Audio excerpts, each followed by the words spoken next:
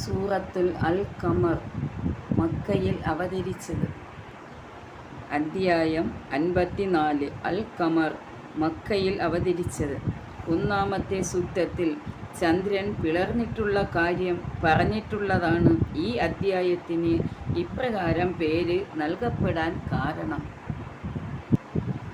പരമ കാരുണികനും കരുണാനിധിയുമായ അള്ളാഹുവിൻ്റെ നാമത്തിൽ. ആ അന്ത്യസമയം അടുത്തു, ചന്ദ്രൻ പിളരുകയും ചെയ്തു.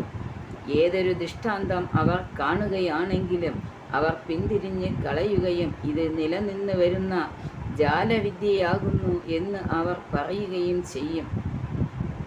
അവർ നിഷേധിച്ച് തള്ളുകയും തങ്ങളുടെ തന്നിഷ്ടങ്ങളെ പിൻപറ്റുകയും ചെയ്തിരിക്കുന്നു. ഏതൊരു കാര്യവും ഒരു നിശ്ചിത സ്ഥാനം പ്രാപിക്കുന്നതാകുന്നു. ദൈവനിഷേധത്തിൽ നിന്ന് അവർ ഒഴിഞ്ഞു നിൽക്കാൻ പര്യാപ്തമായ കാര്യങ്ങളടങ്ങിയ ചില വൃത്താന്തങ്ങൾ തീർച്ചയായും അവർക്ക് വന്നു കിട്ടിയിട്ടുണ്ട്. അതെ, പരിപൂർണമായ വിജ്ഞാനം. എന്നിട്ടും താക്കീതുകൾ പര്യാപ്തമാകുന്നില്ല. ആകയാൽ നബിയെ, നീ അവരിൽ നിന്ന് പിന്തിരിഞ്ഞു കളയുക. അനിഷ്ടകരമായ ഒരു കാര്യത്തിലേക്ക് വിളിക്കുന്നവൻ വിളിക്കുന്ന ദിവസം ദൃഷ്ടികൾ താഴ്ന്നു പോയവരായ നിലയിൽ ഖബറുകളിൽ നിന്ന് 4 പാടും പരന്ന വെട്ടുകിളികളെന്നോണം അവർ പുറപ്പെട്ടു വരും. വിളിക്കുന്നവൻ്റെ അടുത്തേക്ക് അവർ ധൃതിപ്പെട്ട് ചെല്ലുന്നവരായിരിക്കും. സത്യനിഷേധികൾ അന്ന് പറയും, ഇതൊരു പ്രയാസകരമായ ദിവസമാകുന്നു. അവർക്ക് മുമ്പ് നൂഹിൻ്റെ ജനതയും നിഷേധിച്ച് കളഞ്ഞിട്ടുണ്ട്.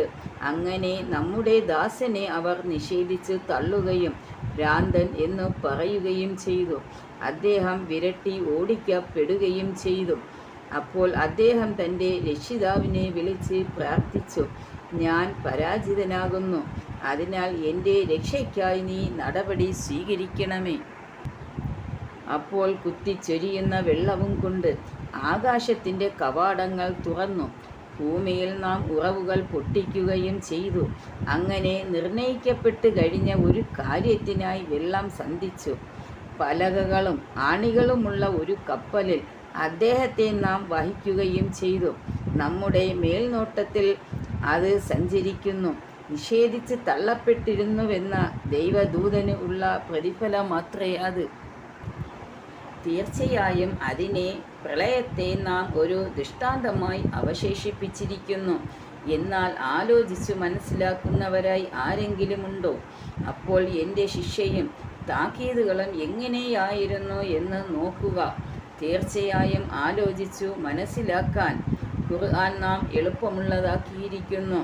എന്നാൽ ആലോചിച്ചു മനസ്സിലാക്കുന്നവരായി ആരെങ്കിലുമുണ്ടോ? ആദ് സമുദായം സത്യത്തെ നിഷേധിച്ചു കളഞ്ഞു. എന്നിട്ട് എൻ്റെ ശിക്ഷയും എൻ്റെ താക്കീതുകളും എങ്ങനെയായിരുന്നു എന്ന് നോക്കുക. വിട്ടുമാറാത്ത ദുശകുനത്തിൻ്റെ ഒരു ദിവസത്തിൽ ഉഗ്രമായ ഒരു കാറ്റ് നാം അവരുടെ നേർക്ക് അയക്കുക തന്നെ ചെയ്തു. കടപുഴകി വീഴുന്ന ഈന്തപ്പന തടികളെന്നോണം അത് മനുഷ്യരെ പറിച്ചെറിഞ്ഞുകൊണ്ടിരുന്നു. അപ്പോൾ എൻ്റെ ശിക്ഷയും എൻ്റെ താക്കീതുകളും എങ്ങനെയായിരുന്നു എന്ന് നോക്കുക. തീർച്ചയായും ആലോചിച്ച് മനസ്സിലാക്കുവാൻ ഖുർആൻ നാം എളുപ്പമുള്ളതാക്കിയിരിക്കുന്നു. എന്നാൽ ആലോചിച്ച് മനസ്സിലാക്കുന്നവരായി ആരെങ്കിലുമുണ്ടോ? സമൂത് സമുദായം താക്കീതുകളെ നിഷേധിച്ചു കളഞ്ഞു. അങ്ങനെ അവർ പറഞ്ഞു, നമ്മളിൽപ്പെട്ട ഒരു മനുഷ്യനെ, ഒറ്റപ്പെട്ട ഒരുത്തനെ നാം പിന്തുടരുകയോ? എങ്കിൽ തീർച്ചയായും നാം വഴിപ്പിഴവിലും ബുദ്ധിശൂന്യതയിലും തന്നെയായിരിക്കും. നമ്മുടെ കൂട്ടത്തിൽ നിന്ന് അവന് പ്രത്യേകമായി ഉത്ബോധനം നൽകപ്പെട്ടു എന്നോ അല്ല. അവൻ അഹങ്കാരിയായ ഒരു വ്യാജവാദിയാകുന്നു. എന്നാൽ നാളെ അവർ അറിഞ്ഞുകൊള്ളും ആരാണ് അഹങ്കാരിയായ വ്യാജവാദിയെന്ന്. അവരുടെ പ്രവാചകൻ സ്വാലിഹിനോട് നാം പറഞ്ഞു, തീർച്ചയായും അവർക്ക് ഒരു പരീക്ഷണമെന്ന നിലയിൽ നാം ഒട്ടകത്തെ അയക്കുകയാകുന്നു. അതുകൊണ്ട് നീ അവരെ നിരീക്ഷിച്ചു കൊണ്ടിരിക്കുക, ക്ഷമ കൈക്കൊള്ളുകയും ചെയ്യുക. വെള്ളം അവർക്കിടയിൽ അവർക്കും ഒട്ടകത്തിനുമിടയിൽ പങ്കുവെക്കപ്പെട്ടതാണ് എന്ന് നീ അവർക്ക് വിവരം അറിയിക്കുകയും ചെയ്യുക. ഓരോരുത്തരുടെയും ജലപാനത്തിനുള്ള ഊഴത്തിൽ അതിന് അവകാശപ്പെട്ടവർ ഹാജരാകേണ്ടതാണ്. അപ്പോൾ അവർ അവരുടെ ചങ്ങാതിയെ വിളിച്ചു. അങ്ങനെ അവൻ ആ കൃത്യം ഏറ്റെടുത്തു. ആ ഒട്ടകത്തെ അറുകൊല ചെയ്തു. അപ്പോൾ എൻ്റെ ശിക്ഷയും എൻ്റെ താക്കീതുകളും എങ്ങനെയായിരുന്നു എന്ന് നോക്കുക. നാം അവരുടെ നേരെ ഒരു ഘോരശബ്ദം അയക്കുക തന്നെ ചെയ്തു. അപ്പോൾ അവർ ആല വളച്ച് കെട്ടുന്നവർ വിട്ടേച്ച് പോയ ചുള്ളിത്തുരുമ്പുകൾ പോലെ ആയിത്തീർന്നു. തീർച്ചയായും ആലോചിച്ചു മനസ്സിലാക്കുവാൻ ഖുർആൻ നാം എളുപ്പമുള്ളതാക്കിയിരിക്കുന്നു. എന്നാൽ ആലോചിച്ചു മനസ്സിലാക്കുന്നവരായി ആരെങ്കിലുമുണ്ടോ?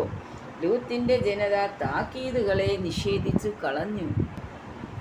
തീർച്ചയായും നാം അവരുടെ നേരെ ഒരു ചരൽക്കാറ്റ് അയച്ചു. ലൂത്തിൻ്റെ കുടുംബം അതിൽ നിന്നും ഒഴിവായിരുന്നു. രാത്രിയുടെ അന്ത്യവേളയിൽ നാം അവരെ രക്ഷപ്പെടുത്തി. നമ്മുടെ പക്കൽ നിന്നുള്ള ഒരു അനുഗ്രഹമെന്ന നിലയിൽ അപ്രകാരമാകുന്നു നന്ദി കാണിച്ചവർക്ക് നാം പ്രതിഫലം നൽകുന്നത്. നമ്മുടെ ശിക്ഷയെപ്പറ്റി അദ്ദേഹം ലൂത്ത് അവർക്ക് താക്കീത് നൽകുകയുണ്ടായി. അപ്പോൾ അവർ താക്കീതുകൾ സംശയിച്ച് തള്ളുകയാണ് ചെയ്തത്. അദ്ദേഹത്തോട് ലൂത്തിനോട് അദ്ദേഹത്തിൻ്റെ അതിഥികളെ ദുർവൃത്തിക്കായി വിട്ടുകൊടുക്കുവാനും അവർ ആവശ്യപ്പെടുകയുണ്ടായി. അപ്പോൾ അവരുടെ കണ്ണുകളെ നാം തുടച്ചു നീക്കി. എൻ്റെ ശിക്ഷയും എൻ്റെ താക്കീതുകളും നിങ്ങൾ അനുഭവിച്ചു കൊള്ളുക എന്ന് നാം അവരോട് പറഞ്ഞു. അതിരാവിലെ അവർക്ക് സുസ്ഥിരമായ ശിക്ഷ വന്നെത്തുക തന്നെ ചെയ്തു. എൻ്റെ ശിക്ഷയും എൻ്റെ താക്കീതുകളും നിങ്ങൾ അനുഭവിച്ചു കൊള്ളുക എന്ന് നാം അവരോട് പറഞ്ഞു. തീർച്ചയായും ആലോചിച്ച് മനസ്സിലാക്കുന്നതിൽ ഖുർആൻ നാം എളുപ്പമുള്ളതാക്കിയിരിക്കുന്നു. എന്നാൽ ആലോചിച്ച് മനസ്സിലാക്കുന്നവരായി ആരെങ്കിലുമുണ്ടോ? ഫിർഔൻ കുടുംബത്തിനും താക്കീതുകൾ വന്നെത്തുകയുണ്ടായി. അവർ നമ്മുടെ ദൃഷ്ടാന്തങ്ങളെ മുഴുവൻ നിഷേധിച്ച് തള്ളിക്കളഞ്ഞു. അപ്പോൾ പ്രതാപിയും ശക്തനുമായ ഒരുത്തൻ പിടികൂടുന്ന വിധം നാം അവരെ പിടികൂടി.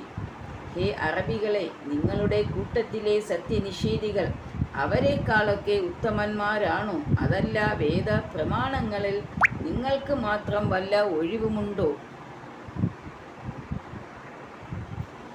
അതല്ല അവർ പറയുന്നുവോ, ഞങ്ങൾ സംഘടിതരും സ്വയം പ്രതിരോധിക്കാൻ കഴിവുള്ളവരുമാണ് എന്ന്. എന്നാൽ വഴിയെ ആ സംഘം തോൽപ്പിക്കപ്പെടുന്നതാണ്. അവർ പിന്തിരിഞ്ഞ് ഓടുകയും ചെയ്യും. തന്നെയുമല്ല, ആ അന്ത്യസമയമാകുന്നു അവർക്കുള്ള നിശ്ചിത സന്ദർഭം. ആ അന്ത്യസമയം ഏറ്റവും ആവൽക്കരവും അത്യന്തം കൈപ്പേറിയതുമാകുന്നു. തീർച്ചയായും ആ കുറ്റവാളികൾ വഴി പിഴവിലും ബുദ്ധിശൂന്യതയിലുമാകുന്നു.